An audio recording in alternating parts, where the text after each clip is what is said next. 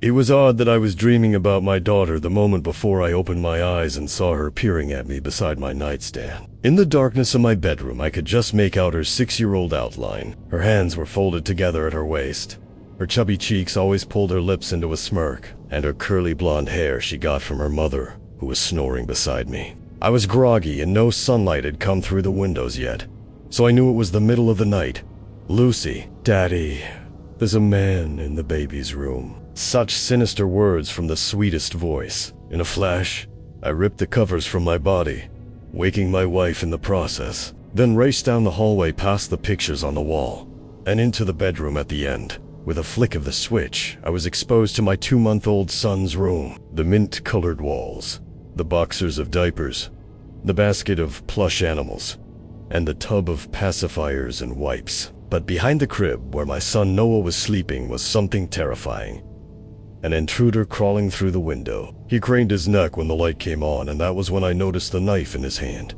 The man was large, with greasy long hair and an unkempt beard. He smelled of body odor and the sour smell of vaporized drugs. I jumped into action before he could find his footing or use the knife. I grabbed a heavy bookend from the shelf and hit him in the arms as he swung wildly. My aim then focused on his head, and after a few strikes, he pulled back, stumbled into the yard, and ran off into the street. I picked up Noah, who was still sleeping and unaware, and held him firmly against my chest. "What's going on? Why is the window open?" my wife asked as she came into the room. "Call 911. Now. We just had an intruder." "What?" She laughed nervously. "Now," I demanded. My voice was loud and full of fear that finally woke Noah from his slumber. My wife phoned the police while I turned on every light in the house, especially outside. I walked through the rooms at Noah on my hip, trying to calm him. After a while, he stopped crying. Then my wife asked, "Will you tell me what happened?" "Yep. Sorry," I yelled. Somebody was trying to break into Noah's room. I forgot to lock the window after we painted. "I'm so sorry, honey. Something could have—" "Stop it," my wife said firmly. "Noah's okay. You're okay. I'm okay. Everyone is fine. You're right. Police are on their way. They'll find the guy. He won't be hard to pick out. Some drug-addicted thief looking for a score." "What made you wake up?" "Was Noah crying?" she asked. I paused for a moment and then looked at my son. "Yeah, Noah's crying woke me. I feel terrible. I slept right through his crying. Don't worry. Everything turned out for the best. How about some coffee, hun?" She went to the kitchen to start the coffee. I carried Noah down the hallway and held him up so he could see the photographs on the wall. I pointed to one picture of a 6-year-old girl with blonde curls and a big grin. "That's Lucy, Noah. She's your big sister." Noah reached out with tiny fingers and touched the frame. "I always knew she would be a great sister. She died before you were born, Noah, and your mother and I miss her every day. But it's good to know she's still looking out for her little brother." Story 2. Okay, I never really post anything on Reddit. I mostly just read. So please excuse me if I do or say anything that is not common courtesy here. In around 2018 or 2019, I was 25 years old. But at the time, I was 18 or 19. I was living in Nebraska, where I grew up. I lived in the largest city in Nebraska, but it was still essentially surrounded by corn and wheat fields. The city was expanding, so rich people started building huge houses with giant properties on the edge of town as the city grew. I had a good friend whose parents' house was one of those big houses on the edge of town. My friends and I were constantly hanging out at his place because it was fun. They had tons of property to ride four-wheelers on, a hot tub, a huge living room for us to watch sports and have reality television binge sessions. His parents were very cool, and we could drink at their house as long as we stayed there. It was tons of fun, even though I was quite scared of the dark. I would just not go outside after a certain time because there was little lighting and the nearest neighbor was about a mile away. I always felt a weird energy driving to and from his house late at night, but nothing had ever happened until one night. The drive to his house was a long, winding two-way road with thick trees on both sides.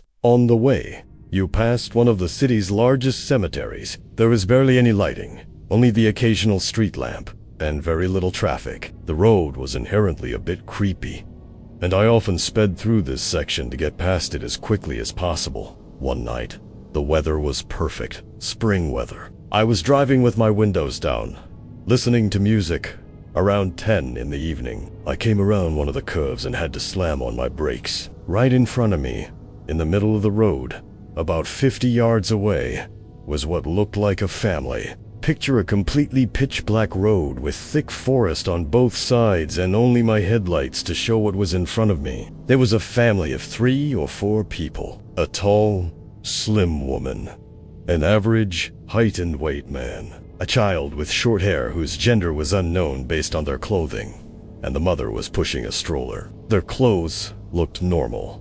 Not fancy, but not tattered either. They were not carrying any kind of light source, meaning before I arrived in my car, they had been walking in the pitch black. They were all facing away from me, walking silently in the middle of the street in the same direction I was heading. I turned down my music to hear if they were speaking, but they were not. The hairs on my arms immediately stood up. I came to a stop behind them and just sat there for a moment, waiting for them to move. They seemed completely unaffected by me and did not even turn their heads slightly or attempt to move out of the way. I literally thought I was going insane or that I was dreaming. It was so surreal. Before I could fully process what I was seeing, they all, at the same time, stopped walking and very slowly turned to face my car.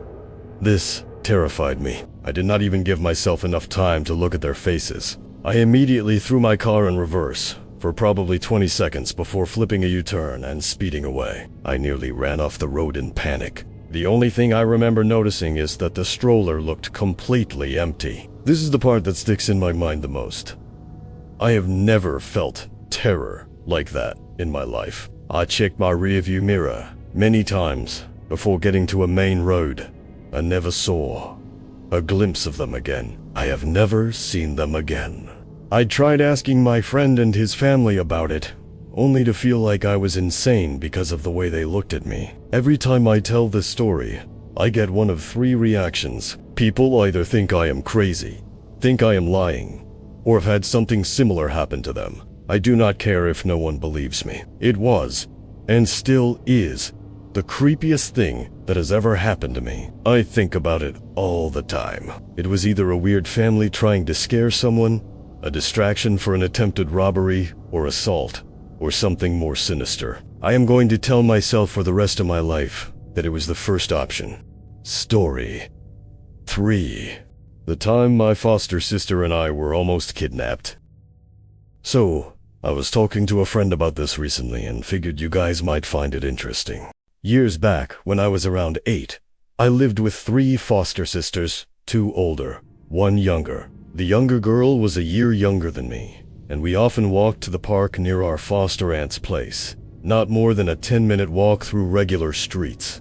We did it almost weekly, since the park was at the bottom of a hill. Going up, there were small woods overlooking our aunt's back garden, and we had a den there that a cousin had made with his friends before joining the army. One time, we were walking to the park. There were 2 ways to get there. One direct through an alley with spiders, which we hated, and another longer way through the neighborhood. We chose the neighborhood route, which took longer but felt safer. The neighborhood was basically a big circle of roads, and people often drove around it doing halfway through the walk. Behind a block of council flats, a red car went past us. We assumed it was our aunt, or a son, since she had a red car. The car came back around twice, which started to worry us. Our foster mom had told us stories of kids getting kidnapped, so we were aware of the dangers. When the car drove alongside us, not saying anything, we got really scared. We ran towards our aunt's place. At the end of a cul-de-sac, the car sped up to follow us. We ran through the front areas of houses without fences. Finally, we reached our aunt, and her son saw the car and ran out yelling, which was rare for him. We never saw the guy's face. Our foster mom came later, mad at us for reasons I don't remember. Considering she once forgot me at a hotel in Mallorca, She probably just reacts to stress and anger. This incident was around the time April Jones went missing nearby. Both my foster sister and I were very blonde at the time. Years later, another girl in the area almost got kidnapped, but her dad managed to save her. It's always been a memory in my head, a scary experience I remember vividly.